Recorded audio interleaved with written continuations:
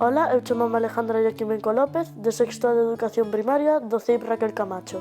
E hoxe quero vos contar unha historia que se chama Xian e a cadela máxica.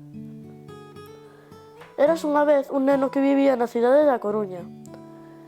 E o neno encantáballe debuxar. Día e noite debuxaba sen parar, pero os demais nenos tomábanlle por raro.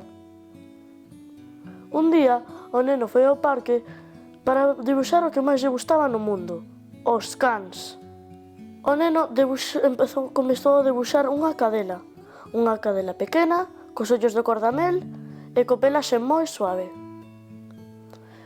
Tirouse na herba e suspirou, desexando con todas as súas forzas que a cadela fose real. Máis tarde levantouse, recolleu e marchou para casa.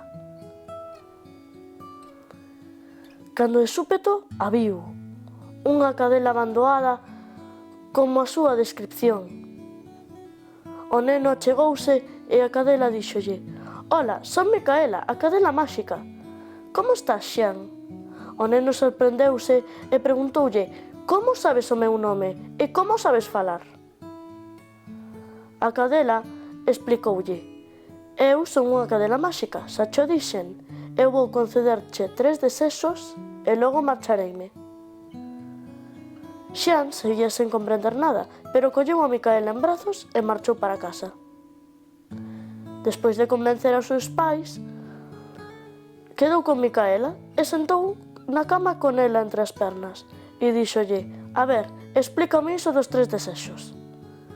Micaela explicoulle que outra vez que ela ía quedarse un tempo para concederlle os 3 desexos e logo marcharíase.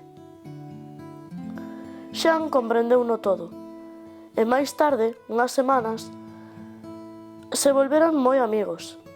Xogaban xuntos, rían e comían.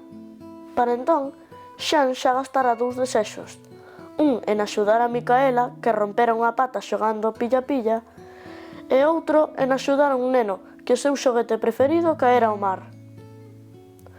Para entón, Xian estaba dándolle moitas voltas ao tercer desexo, porque non quería que Micaela se fora. Pero un día, paseando, viron unha nena chorando na rúa porque a súa nai morrera nun accidente de coche. Xian mirou a Micaela e mirou a nena. Non sabía que facer, pero despois de pensalo, decidiu axudar a nena. E díxolle a Micaela se podía facer que a súa nai volvera. Micaela mirouno e asentiu. Case un instante, a nai da nena volveu á vida.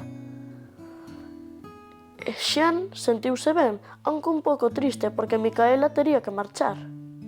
Entón Micaela dixo: «Fuches moi xeneroso pensando nos demais en lugar de ti. Entón mereces un agasallo. Vou ser a túa cadela para sempre, porque non importa os rasgos físicos, senón as túas accións. Fin, gracias por escoitarme».